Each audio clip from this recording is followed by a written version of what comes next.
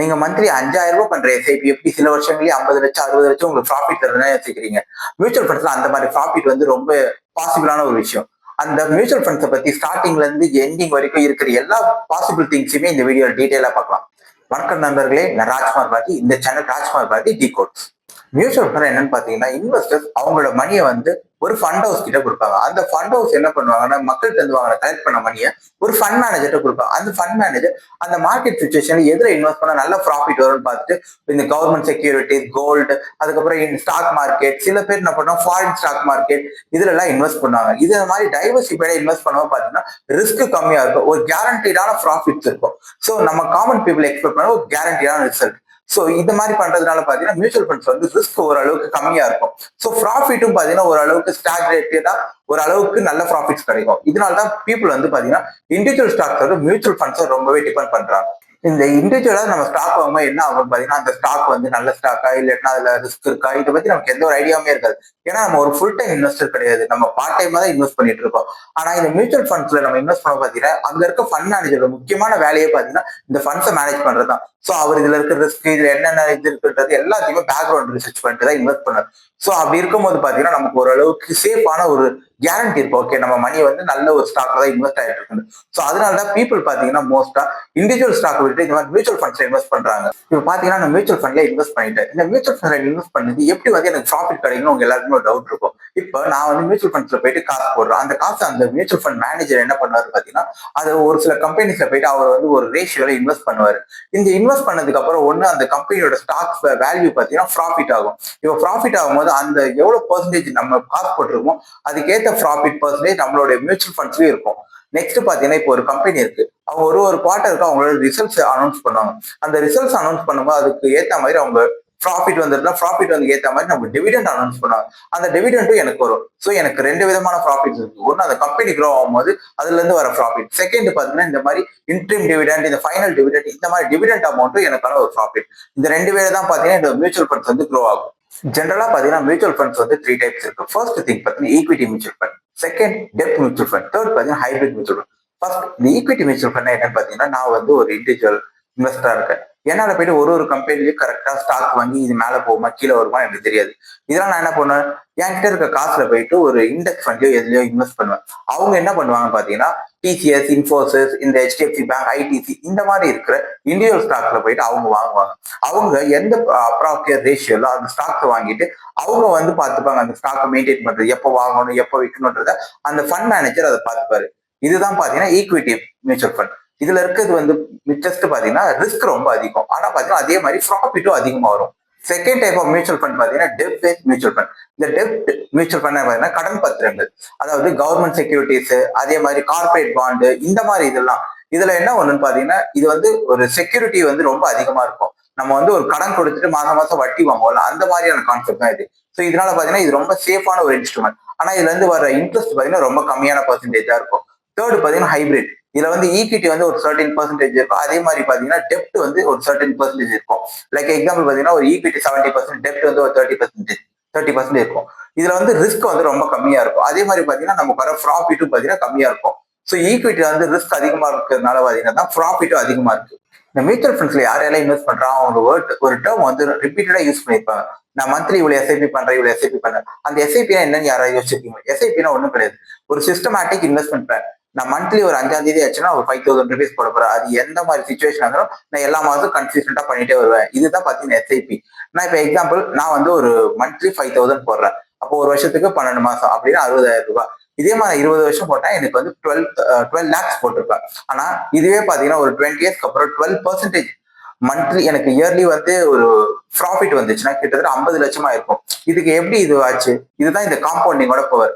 Example உங்களுக்கு சொன்னா, இந்த மியூச்சுவல் ஃபண்ட்ஸ்ல என்ன நடக்கும் பாத்தீங்கன்னா, இன்னைக்கு நான் வந்து என்னோட அக்கௌண்ட்ல 10 லேக்ஸ் இருக்கு, இன்னைக்கு வந்து ஒரு 1% ஏறி இருக்கு அப்படின்னா ஒரு வேல்யூ வந்திருக்குல்ல, நாளைக்கு இந்த வேல்யூ தான் என்னோட பிரின்சிபல் அமௌண்ட்டா கணக்கு எடுத்துட்டு இதுக்கு தான் எனக்கு இன்ட்ரெஸ்ட் கால்குலேட் ஆகும். ஸோ இந்த மாதிரி காம்பவுண்டிங் வரதுனால தான் பாத்தீங்கன்னா மியூச்சுவல் ஃபண்ட்ஸ்ல போடும்போது நம்ம நல்ல ஒரு ஃபண்ட்ல இன்வெஸ்ட் பண்ணி தான் நம்ம வந்து லேக்ஸ்ல க்ரோஸ்ல கூட நம்ம ப்ராஃபிட் பார்க்கலாம். கரெக்டான ஃபண்ட் தான் இம்பார்ட்டன்ட் இங்க. நெக்ஸ்ட் எஸ்ஐபில இருக்க மிகப்பெரிய முக்கியமான அட்வான்டேஜ் என்னன்னு பாத்தீங்கன்னா ருபி காஸ்ட் ஆவரேஜிங். இதுக்கு என்ன அர்த்தம் பாத்தீங்கன்னா, இப்ப ரீசெண்டா பாத்தீங்கன்னா ஈரான், இஸ்ரேல், அமெரிக்கா ஒரு கிரைசிஸ்னால என்ன இந்தியன் ஸ்டாக் மார்க்கெட்ல கிட்டத்தட்ட 5 to 6% வரைக்கும் டிராப் ஆயிருக்கு. இந்த மாதிரி டைம்ல என்ன ஆகுதுன்னு பாத்தீங்கன்னா நம்ம வாங்கிட்டு இருக்க ஒரு யூனிட்டோட வேல்யூ கம்மியா இருக்கு. சோ இப்ப எக்ஸாம்பிள் ஒரு யூனிட்டோட 10 rupees வச்சுன்னா இப்போ ஒரு 5000 rupees இன்வெஸ்ட் பண்ணா எனக்கு கிட்டத்தட்ட 500 யூனிட்ஸ் கிடைக்குது. ஆனா போன மாசம் வரைக்கும் பாத்தீங்கன்னா 20 rupeesல இருந்திருக்கும். அப்ப எனக்கு எவ்வளவு கிடைச்சிருக்கும்? 250 யூனிட் தான் கிடைச்சிருக்கும்.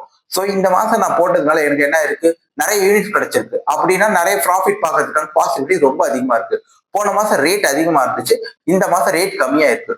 சோ ரேட் கம்மியா இருக்கும் போது நிறைய வாங்கும்போது என்ன ஆகுது? என்கிட்ட நிறைய யூனிட் கிடைக்குது. ஃபியூச்சர்ல இது ரேட் இன்க்ரீஸ் ஆகும்போது எனக்கு நிறைய ப்ராஃபிட் கிடைக்கும். இதுதான் நம்ம எப்பப்பெல்லாம் மார்க்கெட் ஹைல இருக்கும் அந்த டைம்ல யூனிட்ஸ் கம்மியா தான் கிடைக்கும். ஆனா நமக்கு வந்து மார்க்கெட் டவுன் போகும்போது நம்ம அதே அமௌண்ட்ல வாங்கினா கூட நமக்கு வந்து பாத்தீங்கன்னா நிறைய யூனிட் கிடைக்கும். இது வந்து பாத்தீங்கன்னா நமக்கு நல்ல ப்ராஃபிட் ஃபியூச்சர்ல பண்ண யூஸ் ஆகும். யார் யாரெல்லாம் இந்த ஸ்டாக் மார்க்கெட் லாங் டர்மா இன்வெஸ்ட் பண்ணுவாங்க அவங்க எப்போதுமே பாத்தீங்கன்னா ஒரு பெர்சன்டேஜ் ஆஃப் மணியை வந்து எமர்ஜென்சி ஃபண்டா எடுத்து வச்சுக்கணும். இந்த எமர்ஜென்சி ஃபண்ட் நமக்கு நிறைய டைம்ல யூஸ் ஆகும். லைக் எக்ஸாம்பிள் நம்ம வீட்டுல ஏதாவது ஒரு இஷ்யூ வருதோ அதுக்கு யூஸ் ஆகும். வேற ஏதாவது நமக்கு அன்எக்ஸ்பெக்டடா ஒரு செலவு வருதுன்னா அதுக்கு யூஸ் ஆகும். அதே மாதிரி பாத்தீங்கன்னா இந்த மாதிரி எப்போ கூட இந்த மாதிரி ஒரு கிராஷ் வருதோ இல்லாட்டி ஒரு கிரைசிஸ் வருதோ அந்த டைம்ல பாத்தீங்கன்னா நம்ம எப்போதுமே ஒரு எஸ்ஐபியில் ஒரு 5000 போறோம், ஒரு 6000 போறோம், அந்த மணி மட்டும் அந்த டைம்ல பத்தாது. ஸோ நம்ம எக்ஸ்ட்ராவா அந்த டைம்ல ஒரு இன்வெஸ்ட் பண்ணும்போது தான் பாத்தீங்கன்னா நல்ல ப்ராஃபிட் பார்க்க முடியும். ஸோ இந்த மாதிரி கிரைசிஸ்லாம் நமக்கு எப்போ வரும்னே நமக்கே தெரியாது. ஸோ அந்த மாதிரி டைம்ல நம்ம கிட்ட எக்ஸ்ட்ராவா ஒரு கேஷ் இருந்துச்சுன்னா இந்த மாதிரி டைம்ல இன்வெஸ்ட் பண்ணும்போது நமக்கு லாங் டேர்ம் இன்வெஸ்ட்மெண்ட் பாத்தீங்கன்னா நல்ல யூஸா இருக்கும். ஸோ எப்போதுமே ஒரு எமர்ஜென்சி ஃபண்ட் இந்த மாதிரி இருக்கிறதுனால நமக்கு இந்த மாதிரி சுச்சுவேஷன் நம்ம நல்லா நமக்கு சாதகமா யூஸ் பண்ணிக்க முடியும். ஸோ எப்போதுமே பாத்தீங்கன்னா ஒரு கையில வந்து எக்ஸ்ட்ராவா இந்த மாதிரி சுச்சுவேஷனுக்காக நம்ம தனியா ஒரு அலோகேட் பண்ணி மணி வச்சிருக்கோம். ரீசெண்டா பாத்தீங்கன்னா இப்ப இந்த ஈரான் அமெரிக்கா இந்த ஒரு வார் மாதிரி ஒரு சுச்சுவேஷன் போயிட்டு இருக்கு.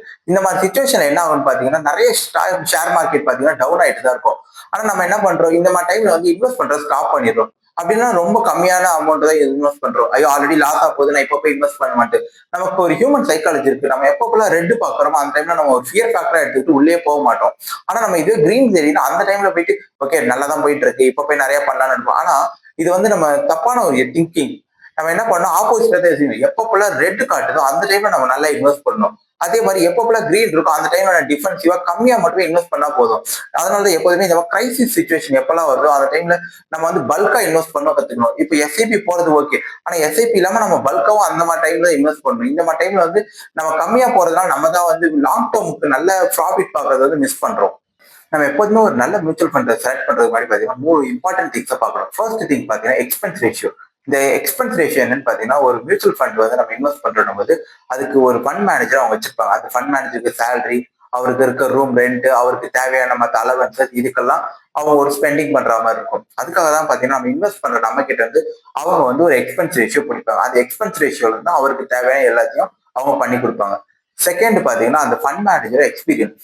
இப்போ வந்து ஒரு ஃபண்ட் மேனேஜர்னா அவர் இதுக்கு முன்னாடி என்னென்ன ஃபண்ட் எல்லாம் ஹேண்டில் பண்ணியிருக்காரு, அவருக்கு மார்க்கெட் எவ்வளவு எக்ஸ்பீரியன்ஸ் இருக்கு, அவர் எந்த மாதிரி இதுக்கு முன்னாடி ப்ரீவியஸ் ப்ராஃபிட்டோ லாஸோ என்ன அவரோட ட்ராக் ரெக்கார்ட் இருக்கோ அதை பார்ப்பாங்க. மூணாவது பாத்தீங்கன்னா தேர்ட் முக்கியமான பாயிண்ட் பாத்தீங்கன்னா டியூரேஷன். இப்போ நம்ம ஒரு மியூச்சுவல் ஃபண்ட்ல இன்வெஸ்ட் பண்ணிருக்கோம்னா மினிமம் பாத்தீங்கன்னா ஒரு 3 to 5 இயர்ஸ் வெயிட் பண்ணி அந்த ஃபண்ட் எப்படி பெர்ஃபார்ம் பண்ணுது இதெல்லாம் பார்த்துட்டு தான் அந்த ஃபண்டை நம்ம வந்து இதுக்கப்புறமா இன்வெஸ்ட் பண்ணலாமா இல்லாட்டி இந்த ஃபண்ட்ல இருந்து வேற ஒரு ஃபண்டுக்கு இதை டிரான்ஸ்ஃபர் பண்ணி நம்ம இன்வெஸ்ட் பண்ணலாமான்றது டிசைட் பண்ணோம். இந்த ஷார்ட் டியூரேஷன்ன்றதே மினிமம் 3 to 5 இயர்ஸா இருக்கும். ஆனா நம்ம சில பேர் என்ன தப்பு பண்றோம்னா ஒரு 6 months பார்த்துட்டு ஒரு 1 year பார்த்துட்டு இதுல எனக்கு பெருசா எந்த ஒரு ப்ராஃபிட்மே வரலன்ட்டு இதுல இருந்து நம்ம வித்ட்ரா பண்ணிட்டு வேற ஏதோ ஒரு ஃபண்ட்ல போய் இன்வெஸ்ட் பண்றோம்னு நினைக்க அது தப்பு. மினிமம் பாத்தீங்கன்னா 3 years ஆச்சு மினிமம் இருக்கும். மியூச்சுவல் ஃபண்ட்ஸ்ல இன்வெஸ்ட் பண்றவங்க இன்னொரு நிறைய யூஸ் பண்ற டேர்ம் பாத்தீங்கன்னா இண்டெக்ஸ் ஃபண்ட். இந்த இண்டெக்ஸ் ஃபண்ட் என்னன்னு கேள்விப்பட்டிருக்கீங்களா? இப்ப எக்ஸாம்பிள் பாத்தீங்கன்னா நிஃப்டி 50, ஸ்மால் கேப் 250, அதே மாதிரி மிட் கேப் 150 இந்த மாதிரி எல்லாம் இண்டெக்ஸ் யூஸ் பண்ணலாம். இதை பத்தி உங்களுக்கு ஏதாவது ஐடியா இருக்கா? இந்த மாதிரி நிஃப்டி 50 சொல்றது என்னன்னா இந்தியாவில் இருக்க டாப் 50 கம்பெனிஸ்ல இந்த இண்டெக்ஸ்ல இருக்கும். அதே மாதிரி சென்செக்ஸ்ல இருக்க டாப் 30 கம்பெனிஸ்ல இதுல இருக்கும். மிட் கேப் 150னா மிட் கேப்ல இருக்க 150 கம்பெனிஸ் எல்லாமே இதுல இருக்கும்.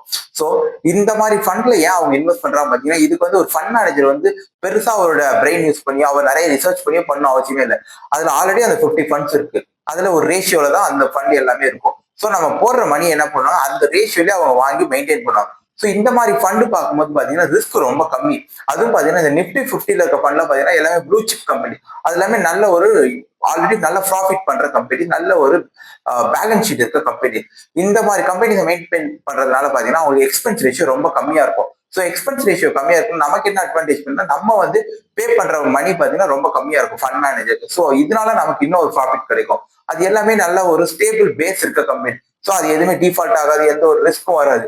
ஸோ இந்த மாதிரி இன்வெஸ்ட் பண்ண போறதுனால நமக்கு அதுலயும் ஒரு அட்வான்டேஜ் இருக்கு. மியூச்சுவல் ஃபண்ட்ஸ்ல இன்வெஸ்ட் பண்றவங்க காமனா பண்ற மிஸ்டேக் பாத்தீங்கன்னா நிறைய ஃபண்ட்ஸ் வச்சிருப்பாங்க. ஒரே டைப் ஆஃப் ஃபண்ட்ஸே பாத்தீங்கன்னா அவங்க 4 வரைக்கும் வச்சிருப்பாங்க. ஒன்ல ப்ராஃபிட் வரலாம், இன்னொன்னு ப்ராஃபிட் வருது. அது ஒரு பேடான ஒரு ஸ்ட்ராட்டஜி. செகண்ட் பாத்தீங்கன்னா எப்பப்பெல்லாம் இந்த மாதிரி ஒரு பேனிக் வருதோ அந்த டைம்ல பாத்தீங்கன்னா அவங்க செல் பண்ணிட்டு போயிடுவாங்க. ஆனா அந்த டைம்ல தான் பாத்தீங்கன்னா நிறைய அக்யூமுலேட் பண்ணணும், வாங்கி சேர்க்கணும். ஆனா அந்த டைம்ல வித்துருவாங்க. மூணாவது பாத்தீங்கன்னா எப்பப்பெல்லாம் பாத்தீங்கன்னா ஒரு லைட்டா ப்ராஃபிட் வருதோ அந்த டைம்ல ஓகே நான் ப்ராஃபிட் பார்த்துட்டு விற்கிறது, இதுவுமே பாத்தீங்கன்னா ரொம்ப தப்பு. மியூச்சுவல் ஃபண்ட்ஸை பொறுத்த வரைக்கும் நீங்க லாங் டேர்ம்ல நல்ல ப்ராஃபிட் பார்க்கணும்னு நினைச்சீங்கன்னா நீங்க கன்சிஸ்டன்டா இன்வெஸ்ட் பண்ணிட்டே இருக்கணும். அதே மாதிரி லாங் டேர்முக்கு ஒரு பேஷன்ஸ் இருக்கணும். ஒரு கிரைசிஸ் வந்தாலுமே சரி, வேற ஏதாவது ஒரு டீப் ரிசெஷன் வந்தாலும் சரி, அந்த டைம்ல நீங்க வந்து எக்ஸிட் ஆகாம லாங் டேர்ம்ல இன்வெஸ்ட் பண்ணிட்டே இருந்தீங்கன்னா கண்டிப்பா பாத்தீங்கன்னா நீங்க நல்ல ஒரு ப்ராஃபிட் பார்க்கலாம். இந்த வீடியோல ஏதாவது ஒரு விஷயத்த நீங்க புதுசா தெரிஞ்சிருந்தாலோ உங்களுக்கு ஏதாவது